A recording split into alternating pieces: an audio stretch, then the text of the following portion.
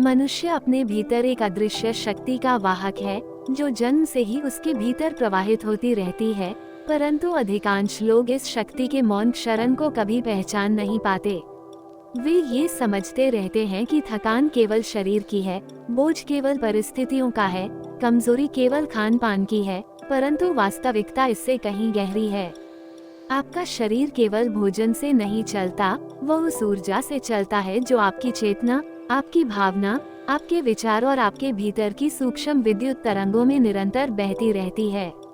यही ऊर्जा आपके चेहरे की चमक, आपके शब्दों में प्रभाव, आपके व्यक्तित्व का तेज, आपके निर्णयों में स्पष्टता और आपकी उपस्थिति में मौजूद आकर्षण को जन्म देती है।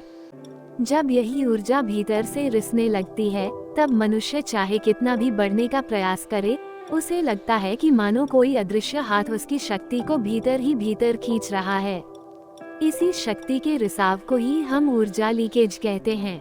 ऊर्जा का ये रिसाव बहुत चुपके से शुरू होता है। यह कोई धमाका नहीं करता, यह कोई चेतावनी नहीं देता, ये धीरे धीरे मनुष्य के भीतर स्थिरता, संतुलन और सामर्थ्य को खा जाता है। कभी वो उत्साहित रहता है, अचानक कुछ दिनों में ही वो अनजानी थकान महसूस करने लगता है। कभी उसके मन में रचनात्मक विचारों की वर्षा होती है, परंतु अचानक कुछ समय बाद वह महसूस करता है कि मन बिल्कुल खाली हो गया है। कभी उसकी आंखों में चमक होती है, कुछ ही समय में वही आंखें मुरझा जाती हैं। मनुष्य समझ नहीं पाता कि आखिर ऐसा क्या बदल गया। डॉक्टर कहते हैं कि सब सामान्य है, मित्र कहते हैं कि शायद तनाव है, परिवार कहता है कि थोड़ा आराम कर लो, परंतु वास्तविक समस्या डॉक्टर की रिपोर्ट में नहीं, आराम की कमी में नहीं, बल्कि उन सूक्ष्म स्थानों में छिपी होती है जहां से आपकी ऊर्जा बह रही होती है। मनुष्य के भीतर ऊर्जा का केंद्र कोई एक जगह नहीं होता। यह आपके विचारों में होता है, आपकी भावनाओं में होता है, आपके निर्णयों में होता है, आपकी स्मृतियों में होता है, आपकी इच्छाओं में होता है, आपके लक्ष्य में होता है, आपके संबंधों में होता है और सबसे महत्वपूर्ण आपके ध्यान में होता है। जिस दिशा में आपका ध्यान जाता है, ऊर्जा वहीं प्रवाहित होती है। ध्यान की शक्ति ही ऊर्जा की दिशा निर्धारित करती है, इसलिए यदि आपका ध्यान बिखर जाए तो आपकी शक्ति भी बिखर जाएगी। यदि आपका ध्यान गलत लोगों पर, गलत विचारों पर, गलत स्मृतियों पर, गलत कल्पनाओं पर अटका रहे, तो ऊर्जा भी वहीं खो जाएगी। मनुष्य का ध्यान ही वह द्वार है जहां से ऊर्जा बाहर जाती है और जहां से ऊर्जा भीतर आती है। यही ध्यान जब असंतुलित हो जाता है, तब ऊर्जा का रिसाव सबसे गहरा हो जाता है। मानव जीवन में ऊर्जा लीकेज का पहला संकेत तब दिखाई देता है जब मनुष्य बिना कारण थकने लगता है। वो खड़ा होता है तो अंदर खालीपन महसूस होता है, बैठता है तो मन बेचैन हो जाता है, चलता है तो पैरों में बोझ जैसा लगता है और लेटता है तो विचारों का तूफान उसे चैन नहीं लेने देता। उसे लगता है कि वो बहुत कुछ कर सकता है, परंतु कर पाना कठिन होता जाता है। ये केवल शारीरिक थकान नहीं होती, यह ऊर्जा की कमी के कारण होने वाला आंतरिक शोष है। जब ऊर्जा कम होती है तो शरीर स्वयं को ठीक करने में असमर्थ हो जाता है, मन स्वयं को शांत करने में असमर्थ हो जाता है, आत्मा स्वयं को केंद्रित रखने में असमर्थ हो जाती है और मनुष्य धीरे धीरे जीवन से अनजानी दूरी महसूस करने लगता है। ऊर्जा का दूसरा रिसाव भावनाओं के स्तर पर होता है। जब मनुष्य अपनी भावनाओं को सही दिशा नहीं देता, तब वे शक्तिशाली भावनाएं जैसे क्रोध, दुख, भय, हीनता, ईर्ष्या या असुरक्षा उसकी ऊर्जा को अंदर ही अंदर जलाने लगती हैं। भावनाएं स्वयं ऊर्जा होती हैं और यदि उन्हें सही दिशा न मिले तो यही ऊर्जा एक दावानल बन जाती है। आप ध्यान देंगे कि कुछ लोग कुछ ही मिनटों की बात को महीनों तक ढोते रहते हैं। उन्हें किसी ने कुछ कहा, किसी ने कुछ किया, किसी ने उम्मीद नहीं पूरी की और व्यक्ति उस घटना को बार बार स्मृति में घुमाता रहता है। हर बार जब वो घटना याद आती है, ऊर्जा का एक हिस्सा उस स्मृति को दोबारा जीवित करने में खर्च हो जाता है। इस प्रकार स्मृतियां केवल याद नहीं रहती, वे ऊर्जा खपत के अड्डे बन जाती हैं। इसलिए पुरानी यादें जब तक अनसुलझी रहती हैं, तब तक ऊर्जा धीरे धीरे उनमें समाती जाती है। तीसरा रिसाव संबंधों के माध्यम से होता है। मनुष्य जिन लोगों के संपर्क में रहता है, उनके विचार, उनकी भावनाएं और उनका आभामंडल उसके ऊर्जा तंत्र को सीधे प्रभावित करते हैं। कुछ लोग ऐसे होते हैं जिनसे मिलते ही आप हल्का महसूस करते हैं, जैसे किसी ने आपके भीतर प्राण फूंक दिए हों। पर कुछ लोग ऐसे होते हैं जिनसे मिलते ही ऊर्जा जैसे शरीर से निकलने लगती है। उनके शब्द, उनकी शिकायतें, उनका नकारात्मक दृष्टिकोण, उनका असंतुलन, ये सब आपकी ऊर्जा को खा जाता है। ऐसे लोग भले ही आपके कितने ही प्रिय क्यों न हो, आपका तंत्र उन्हें संभाल नहीं पाता। आप स्वयं के प्रति जितने संवेदनशील होते जाते हैं, उतना ही आप यह अनुभव करने लगते हैं कि कौन आपकी ऊर्जा को बढ़ाता है और कौन उसे कम करता है। ऊर्जा लीकेज का चौथा द्वार आपके विचार हैं। मनुष्य का मन यदि अनियंत्रित हो जाए तो यह ऊर्जा का सबसे बड़ा अपव्यय करता है। एक विचार से दूसरा, दूसरे से तीसरा, तीसरे से 10वां और 10वें से 100वां, इस दौर में मनुष्य की ऊर्जा का अत्यधिक हिस्सा अनजाने में ही समाप्त हो जाता है। विचारों की यह भीड़ न केवल ऊर्जा खाती है बल्कि मनुष्य को वर्तमान क्षण से भी दूर ले जाती है। वह भविष्य की कल्पना में या अतीत की स्मृतियों में उलझा रहता है, जबकि ऊर्जा केवल वर्तमान में ही पुनः निर्मित होती है। यह ऐसा ही है जैसे शरीर सामने रखा भोजन न खाकर हवा में बने भ्रमित चित्रों का पीछा करे और भूखा ही रह जाए। मनुष्य का मन यदि प्रशिक्षित न हो तो यह अनावश्यक कल्पनाओं में ऊर्जा बहाता रहता है। ऊर्जा लीकेज का 5वां कारण है लगातार स्वयं को कमतर मानना। जब व्यक्ति स्वयं को कमजोर समझने लगता है तो उसकी ऊर्जा उसी दिशा में बहने लगती है। आत्मविश्वास स्वयं एक प्रकार की ऊर्जा है और जब ये टूटता है तो मनुष्य ऊर्जा विहीन हो जाता है। आप देखेंगे कि जब किसी व्यक्ति को कोई गहरी चोट पहुंचती है, जैसे असफलता, अस्वीकृति, विश्वासघात या सामाजिक अपमान, तो उसकी ऊर्जा अचानक गिर जाती है। उसे लगता है कि वह जैसा चाहता है वैसा नहीं कर सकता। यही भाव धीरे धीरे ऊर्जा को भीतर से खोखला कर देता है। छठा रिसाव शरीर की आदतों में छिपा रहता है। गलत दिनचर्या, असंतुलित भोजन, अनियमित नींद, अधिक स्क्रीन समय, कृत्रिम प्रकाश, प्रदूषित वातावरण, ये सब ऊर्जा के प्राकृतिक प्रवाह को बिगाड़ देते हैं। मन और शरीर एक दूसरे पर निर्भर हैं, इसलिए जब शरीर कमजोर होता है तब मन भी उतना ही कमजोर होता जाता है।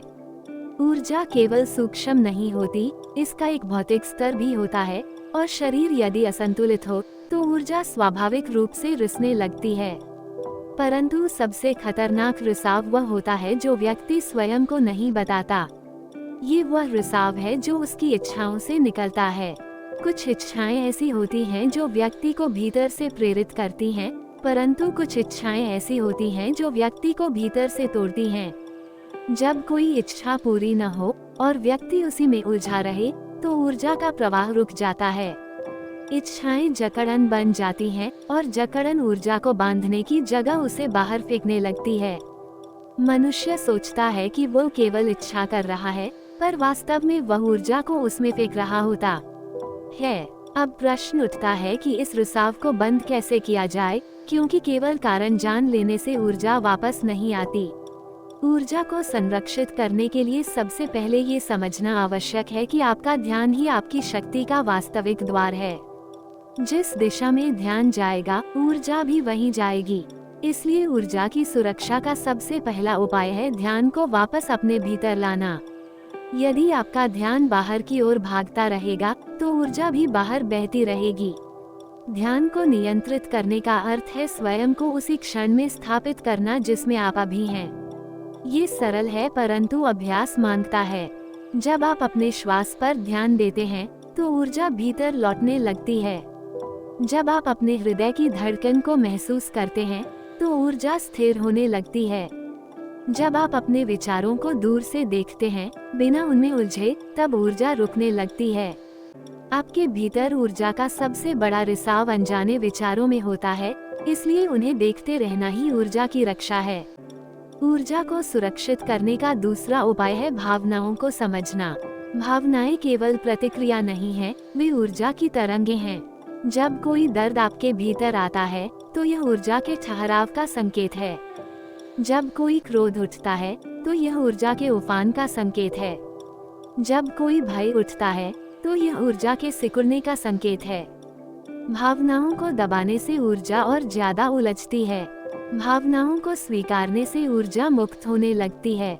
आपको बस ये सीखना है कि जो महसूस हो रहा है उसे बिना प्रतिरोध महसूस कर लें। जब भावनाएं बहती हैं, तब ऊर्जा का प्रवाह फिर से प्राकृतिक हो जाता है।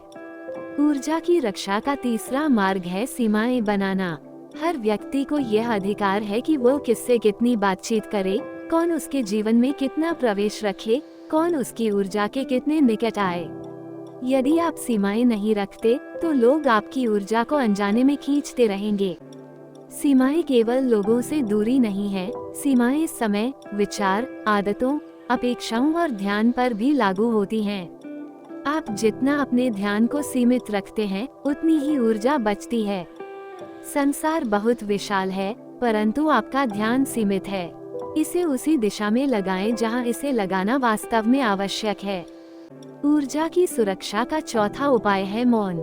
जब मनुष्य मौन में बैठता है, तब वह स्वयं को सुनने लगता है।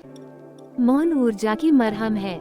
मौन के क्षणों में विचार धीमे होने लगते हैं, भावनाएं स्पष्ट होने लगती हैं, शरीर शांत होने लगता है और ऊर्जा वापस लौटने लगती है। प्रतिदिन केवल 5 से 10 मिनट का मौन भी व्यक्ति के ऊर्जा तंत्र को पुनर्जीवित कर सकता है। मनुष्य जितना बोलता है, उतनी ऊर्जा खर्च करता है। मौन उतनी ऊर्जा वापस लौटा देता है। ऊर्जा की रक्षा का पांचवा उपाय है श्वास को संतुलित करना। श्वास वह पुल है जो ऊर्जा को शरीर से जोड़ता है। जब श्वास तेज होती है, ऊर्जा बाहर फैलती है। जब श्वास धीमी होती है, ऊर्जा भीतर संकुचित होती है। जब श्वास गहरी होती है, ऊर्जा संचित होने लगती है। इसलिए गहरी श्वास अभ्यास ऊर्जा लीकेज को रोकने का सबसे सरल उपाय है। जब आप धीरे धीरे गहरी श्वास लेते हैं, तो मन स्थिर होता है और ऊर्जा का रिसाव तुरंत कम हो जाता है। ऊर्जा की रक्षा का छठा उपाय है अतीत को मुक्त करना। अतीत तब तक ऊर्जा को खाता रहता है जब तक आप उसे भीतर पकड़े रहते हैं। स्मृतियाँ केवल विचार नहीं होती, वे ऊर्जा की गांठें होती हैं। जब आप किसी पुरानी घटना के साथ भावनात्मक रूप से जुड़े रहते हैं, तो आपकी ऊर्जा उसी स्थान पर अटक जाती है। अतीत को छोड़ना केवल एक आध्यात्मिक शब्द नहीं है, यह ऊर्जा प्रबंधन का वास्तविक विज्ञान है। जैसे ही आप अतीत के बोझ को छोड़ना सीखते हैं, ऊर्जा वापस प्रवाहित होने लगती है और व्यक्ति हल्का महसूस करने लगता है। ऊर्जा को स्थिर रखने का सातवां उपाय है प्रकृति के संपर्क में रहना। मिट्टी, पानी, हवा, सूर्य, ये सब ऊर्जा के स्रोत हैं। जब आप प्रकृति के बीच चलते हैं, तो आपकी ऊर्जा धरती के प्राकृतिक चुंबकीय क्षेत्र से तालमेल बिठाने लगती है। कुछ ही मिनट का प्रकृति संयोग मानसिक थकान को मिटा देता है। प्रकृति ऊर्जा को चूसती नहीं, लौटाती है। ऊर्जा की सुरक्षा का अंतिम और सबसे गहरा उपाय है स्वयं से प्रेम। जब मनुष्य स्वयं के प्रति दयालु होता है, जब वह स्वयं को महत्व देता है, जब वह स्वयं को स्वीकारता है, तब ऊर्जा भीतर संचित होने लगती है। आत्मसम्मान ऊर्जा का संरक्षण करता है। आत्मा घृणा ऊर्जा को नष्ट करती है। इसलिए स्वयं को अपनाना ऊर्जा का सबसे बड़ा उपचार है। ऊर्जा लीकेज तब रुकता है जब मनुष्य समझता है कि वो केवल शरीर नहीं है, केवल मन नहीं है, वो एक प्रवाहित चेतना है। ये चेतना तभी उज्जवल रहती है जब ऊर्जा भीतर सुरक्षित और प्रवाहमान होती है। यदि आप अपने जीवन में ऊर्जा के प्रत्येक रूप को समझना शुरू कर दे, अपने विचारों को, अपनी भावनाओं को, अपने संबंधों को, अपने ध्यान को, तो ऊर्जा धीरे धीरे वापस लौटने लगती है। आपका चेहरा चमकने लगता है, आपकी आंखों में रोशनी आ जाती है, आपकी चाल में सहजता आ जाती है और आपकी उपस्थिति प्रभावशाली होने लगती है। ऊर्जा केवल कोई रहस्यमय शक्ति नहीं है, यह आपका वास्तविक अस्तित्व है। इसे संजो लीजिए, इसे साध लीजिए, इसे सुरक्षित रखिए और आपका जीवन वही बन जाएगा जो आपने हमेशा चाहा था, स्थिर, सुव्यवस्थित, शक्तिशाली और शांत। मनुष्य के भीतर ऊर्जा का प्रवाह जितना सरल दिखाई देता है, उतना सरल होता नहीं। ऊर्जा केवल शरीर में बहती हुई शक्ति नहीं है, यह आपके मन के हर विचार में, आपकी भावनाओं के हर कंपन में, आपकी स्मृतियों की हर परत में, आपके अनुभवों की हर तह में, आपकी इच्छाओं की हर दिशा में और आपकी चेतना के सबसे सूक्ष्म दायरे में छिपी हुई होती है। ये केवल दमकती हुई रोशनी नहीं, ये वह अदृश्य धारा है जो आपको जीवन देती है, आपको गति देती है, आपको अर्थ प्रदान करती है और आपको वह सब महसूस करवाती है जो सामान्य आंखें कभी देख नहीं सकती।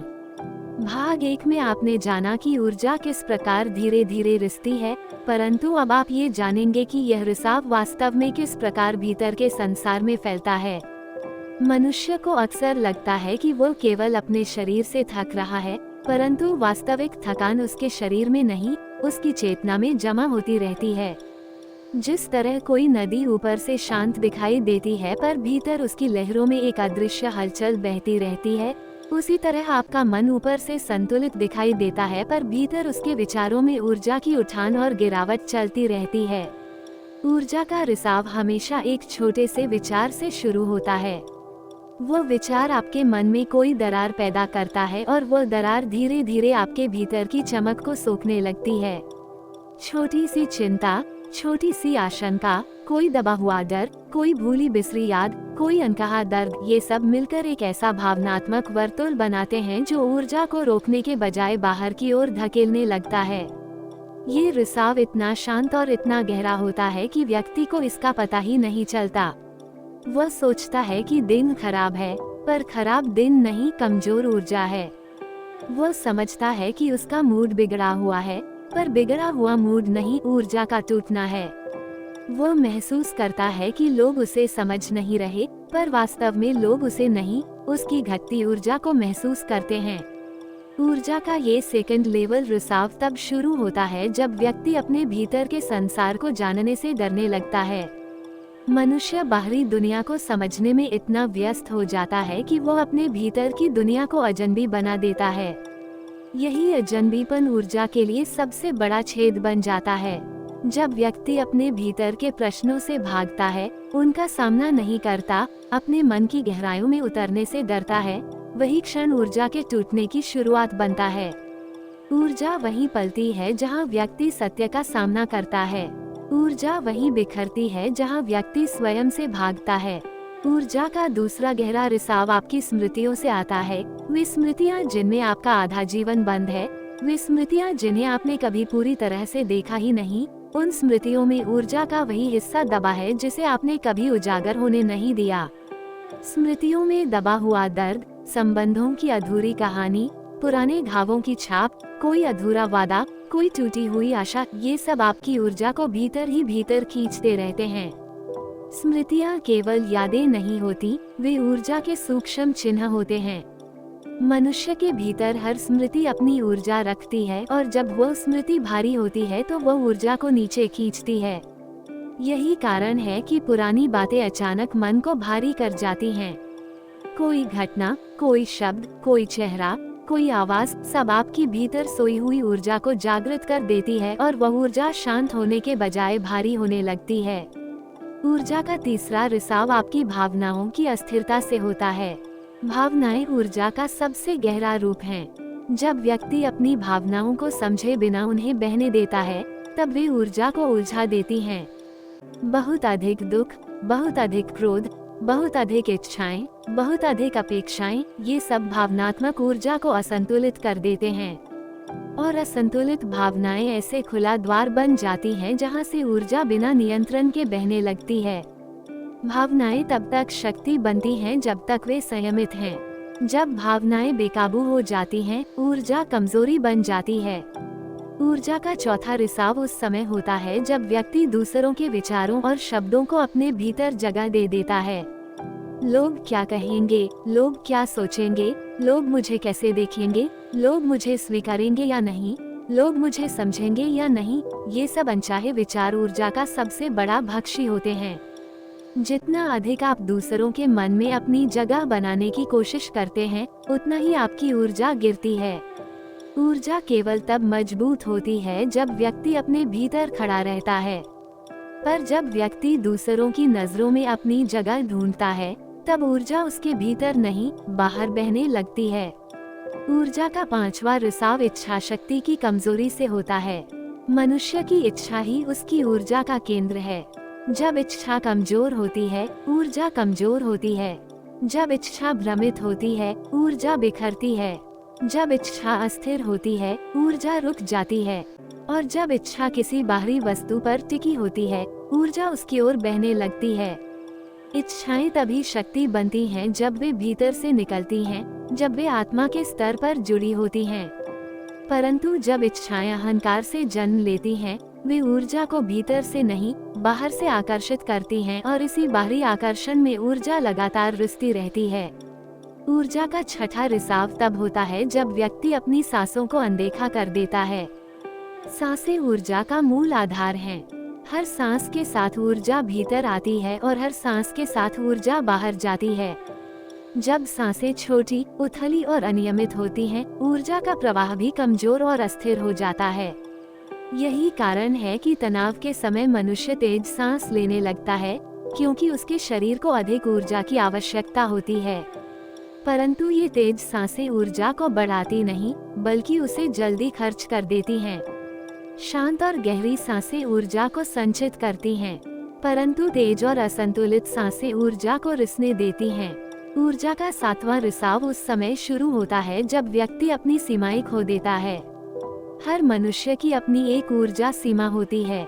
जब व्यक्ति बिना सोचे हर किसी की समस्या उठाता है, हर किसी के लिए उपलब्ध रहता है, हर किसी की भावनाओं का भार उठाता है, हर किसी को खुश करने की कोशिश करता है, वो अपने आप से दूर होने लगता है।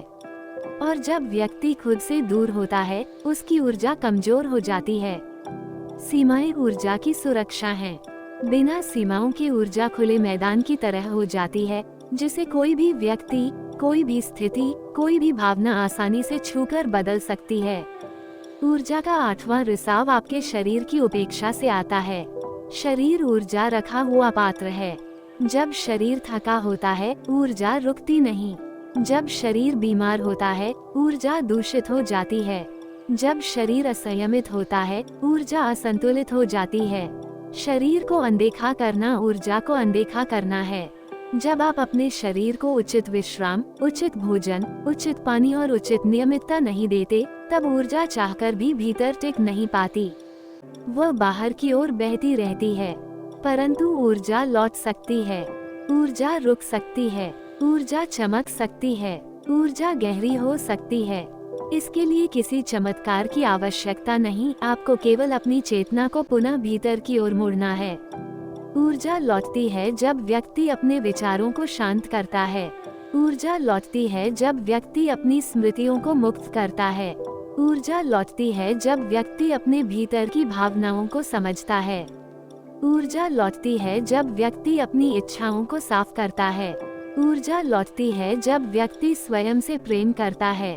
ऊर्जा लौटती है जब व्यक्ति अपनी सीमाएं बनाता है। ऊर्जा लौटती है जब व्यक्ति प्रकृति में समय बिताता है। ऊर्जा लौटती है जब व्यक्ति ध्यान में उतरता है। ध्यान ऊर्जा का मूल स्रोत है। ध्यान वह द्वार है जहाँ से ऊर्जा पुनः भीतर लौटती है। ध्यान में व्यक्ति अपने मन को नहीं, अपने भीतर की ऊर्जा को देखता है। जब मन धीमा होता है, ऊर्जा बढ़ती है। जब मन स्थिर होता है, ऊर्जा गहरी होती है। और जब मन मौन होता है, ऊर्जा प्रकाश बन जाती है। ये भाग 2 आपके भीतर की ऊर्जा चीड़ की समझ को गहरा बनाता है। इस समझ को कि ऊर्जा का रिसाव केवल एक बाहरी समस्या नहीं, बल्कि एक आंतरिक यात्रा है। जब जीवन के विशाल महासागर में मनुष्य स्वयं को तैरता हुआ पाता है, तो उसे यह भ्रम होता है कि वह अपनी दिशा और गति को पूरी तरह नियंत्रित कर रहा है। लेकिन भीतर कहीं एक अदृश्य स्तर पर उसकी शक्ति, उसकी जीवन धारा, उसकी चेतना का रस धीरे धीरे रिसता रहता है, मानो उसका पात्र कहीं से टूटा हुआ हो और उसे इसका पता भी न चलता हो। ऊर्जा का क्षरण एक ऐसी सूक्ष्म प्रक्रिया है जिसे साधारण आंख कभी नहीं देख पाती, परंतु उसका प्रभाव जीवन के हर क्षेत्र में दिखाई देता है। थकावट, असंतोष, मन का खालीपन, कार्यों में रुचि का अभाव, आत्मविश्वास का टूटना और कभी कभी निराशा का गहरा अंधेरा। मनुष्य सोचता है कि वह अपने प्रयासों से कमजोर हो गया है, लेकिन वास्तविकता यह है कि उसके भीतर की ऊर्जा नाड़ी कहीं न कहीं फट चुकी होती है। ये नाड़ी न शरीर में है, न मन में, बल्कि उन दोनों के बीच के एक सूक्ष्म तल पर स्थित है, जिसे प्राचीन ऋषियों ने प्राण स्रोत कहा है। जैसे किसी नदी में एक छोटा सा छेद भी धीरे धीरे पूरी नदी को दिशा बदलने पर मजबूर कर देता है, वैसे ही ऊर्जा स्रोत में एक छोटा सा रिसाव हमारे जीवन के सारे संतुलन को अस्त व्यस्त कर देता है। प्रत्येक मनुष्य अपनी ऊर्जा को लेकर जन्म लेता है। यह ऊर्जा बाहरी नहीं, ये भीतर से उठती है। बचपन में ये शुद्ध और अविरल बहती है। बच्चों के चेहरे पर जो चमक होती है, जो सहजता होती है, जो आनंद सहज ही उनके भीतर से फूटता है, वह इसी कारण होता है कि उनकी ऊर्जा में न कोई प्रतिबंध होता है, न कोई रिसाव। लेकिन जैसे जैसे मनुष्य संसार की प्रक्रियाओं में उलझता है, वैसे वैसे इस ऊर्जा के चारों ओर गांठें बनने लगती हैं। कभी यह गांठ किसी भय से बनती है, कभी किसी अस्वीकार से, कभी किसी अधूरे प्रेम से, कभी किसी अपमान की छाया से और कभी किसी छिपे हुए अपराध बोध से। जब ऐसी गांठें बहुत अधिक हो जाती हैं, तो ऊर्जा का प्रवाह असंतुलित हो जाता है। असंतुलन ही रिसाव का पहला चरण है। ऊर्जा शत्रु नहीं है, वह हमारी अपनी है, लेकिन जब हम उसे सही दिशा नहीं देते, जब हम उसे अवांछित भावनाओं में व्यर्थ करते हैं, जब हम उसे अशांत विचारों और नकारात्मक स्मृतियों में डुबो देते हैं, तब वो बाहर बहने लगती है। ऊर्जा क्षरण का सबसे गहरा कारण मन का अनावश्यक शोर है। मन में चलने वाला यह निरंतर संवाद, जो बिना रुके चलता रहता है, ऊर्जा को भीतर से ही खा जाता है। मनुष्य सोचता है कि वह विचार कर रहा है, पर वास्तव में वे विचार उसकी ऊर्जा को हजारों छोटे छोटे टुकड़ों में काटते चले जाते हैं। प्रत्येक विचार एक सूक्ष्म कंपन है, और जब विचारों की भीड़ बढ़ जाती है, तो ये कंपन ऊर्जा क्षेत्र को कमजोर कर देता है। जब मन अतीत की पीड़ा में खोया हो या भविष्य की चिंता में डूबा हो, तब ऊर्जा वर्तमान से कट जाती है। ऊर्जा का प्रवाह केवल वर्तमान क्षण से होता है। अतीत एक मृत ऊर्जा है, भविष्य एक अभी अपरिपक्व ऊर्जा है, केवल वर्तमान ही प्राण से भरा हुआ है। लेकिन मनुष्य वर्तमान में रह ही नहीं पाता, और इसी कारण उसकी ऊर्जा लगातार कम होती जाती है। ऊर्जा क्षरण का दूसरा अदृश्य कारण है भावनात्मक टकराव। मनुष्य भावनाओं को केवल क्षणिक मानता है, लेकिन वास्तव में प्रत्येक भावना एक शक्ति है, और जब भावनाएं अनियंत्रित होती हैं, तो वे भीतर तूफान की तरह उठती हैं और बहुत सारी ऊर्जा को साथ बहा ले जाती हैं। क्रोध, ईर्ष्या, भय, अपराधबोध, अहंकार और आसक्ति, ये सब ऊर्जा की जड़ें काट देते हैं। कभी कभी ऊर्जा का रिसाव किसी और से नहीं, स्वयं से ही होने लगता है। मनुष्य स्वयं के विरुद्ध भी लड़ता रहता है, अपने भीतर के दो स्वरों को एक दूसरे से उलझाए रखता है। उसे लगता है कि वह सही निर्णय नहीं ले पा रहा, पर वास्तविकता यह है कि उसके भीतर का संघर्ष उसकी ऊर्जा को निगल रहा होता है। ऊर्जा की सबसे बड़ी चोरी अनजाने संबंधों से होती है। हम दूसरों के दर्द, दूसरों की अपेक्षाओं, दूसरों के विचारों और दूसरों के शब्दों को अपने भीतर ढोते रहते हैं। इन सब का बोझ हमारी ऊर्जा को बिखेर देता है। कभी कभी कोई व्यक्ति केवल कुछ क्षण के लिए हमारे जीवन में आता है, लेकिन हमारी ऊर्जा को महीनों तक प्रभावित करता रहता है। यह ऐसा ही है जैसे कोई आपके घर में आकर आपके लिए आवश्यक वस्तुएं उठा ले जाए और आप उसके जाने के बाद भी खालीपन महसूस करते रहें। ऊर्जा का एक बड़ा रिसाव हमारी अनकही बातें हैं। जब हम खुद को किसी बात से रोकते हैं, जब हम अपने मन की आवाज को दबाते हैं, जब हम अपनी सच्चाई को छुपाते हैं, तब भीतर एक दूसरा पात्र बन जाता है, जिसमें दुख भरा होता है, और यह पात्र हमारी ऊर्जा का एक बड़ा हिस्सा खींच लेता है।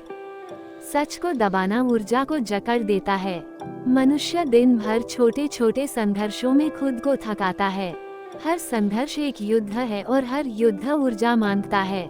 जब हम उन लड़ाइयों में उतरते हैं जो हमारी नहीं है, जब हम उन लोगों को खुश करने की कोशिश करते हैं जिन्हें समझने की आवश्यकता ही नहीं, जब हम वहाँ प्रयास करते हैं जहाँ प्रयास की कोई जरूरत नहीं, तब हम अपनी ऊर्जा का अनावश्यक इस्तेमाल करते हैं। ऊर्जा क्षरण केवल मानसिक नहीं, शारीरिक भी है। शरीर का कोई हिस्सा जब पीड़ा में होता है तो वह ऊर्जा खींचता है। इसलिए मन की थकान और शरीर की थकान एक दूसरे से जुड़ी हैं।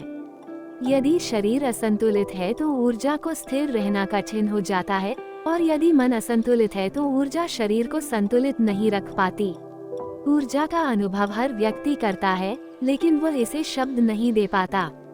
जब हम कुछ लोगों के पास जाते हैं तो अच्छा महसूस होता है और कुछ लोगों के पास जाते ही थकान छा जाती है। यह महज वाइब नहीं है, यह ऊर्जा क्षेत्रों का आदान प्रदान है।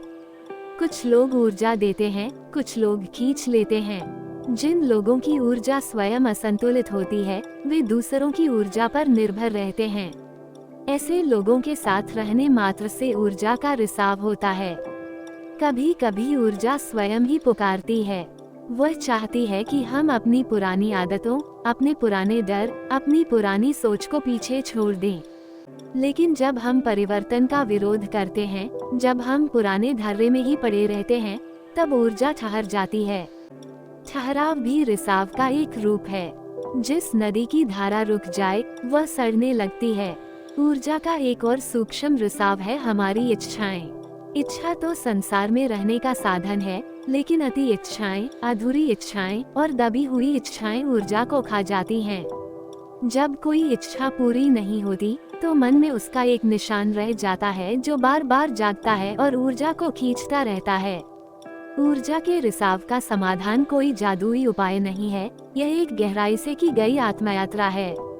जब मनुष्य स्वयं के भीतर उतरना शुरू करता है, जब वह अपनी भावनाओं, अपने दर्द, अपनी स्मृतियों, अपने विचारों को देखना शुरू करता है, तब उसे धीरे धीरे पता चलता है कि ऊर्जा निकल कहां से रही है।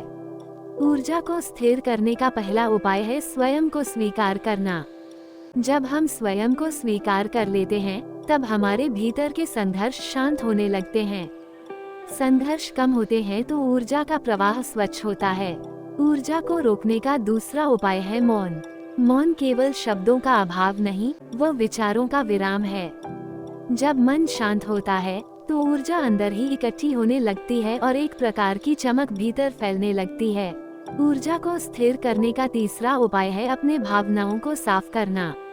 जो हम भीतर छुपा कर रखते हैं, वही हमें सबसे अधिक थकाता है। भावनाओं को बाहर निकालना, उन्हें स्वीकार करना, उन्हें समझना ऊर्जा को गहरा और स्थिर बनाता है। ऊर्जा को वापस पाने का सबसे गहरा उपाय है श्वास। श्वास ऊर्जा का सेतु है। जब श्वास गहरी होती है तो ऊर्जा भीतर तक पहुंचती है। जब श्वास उथली होती है तो ऊर्जा केवल सतह पर बहती है। ऊर्जा को मजबूत करने का अंतिम और परम उपाय है स्वयं के भीतर उपस्थित शांत बिंदु को खोजना। यही वह स्थान है जहां ऊर्जा शून्य से उठती है और अनंत तक फैलती है। जब मनुष्य इस बिंदु पर टिक जाता है, तब ऊर्जा स्वयं ही नवनिर्मित होती रहती है। ऊर्जा क्षरण कोई बीमारी नहीं, यह एक संकेत है। संकेत कि हम अपने भीतर से भटक गए हैं। जब हम भीतर लौटते हैं, तो ऊर्जा वापस आती है, और जब ऊर्जा वापस आती है, तो जीवन का हर कोना रोशनी से भर जाता है। ऊर्जा का अर्थ केवल शक्ति नहीं, ऊर्जा ही जीवन है। ऊर्जा ही चेतना है, ऊर्जा ही आनंद है। और जब ऊर्जा बहना बंद कर देती है, तब जीवन में अंधकार छा जाता है। लेकिन जैसे ही ऊर्जा लौटती है, जीवन खिल उठता है, जैसे किसी सूखी हुई भूमि पर पहली वर्षा की बूंदें पड़े और वो हरियाली से भर जाए। और अंत में ऊर्जा का सबसे बड़ा रहस्य यही है, ऊर्जा बाहर से नहीं आती, ऊर्जा भीतर ही है। हमें केवल उन रास्तों को बंद करना है जहां से वो बाहर बहती है, और उन द्वारों को खोलना है जहां से वह भीतर जागती है।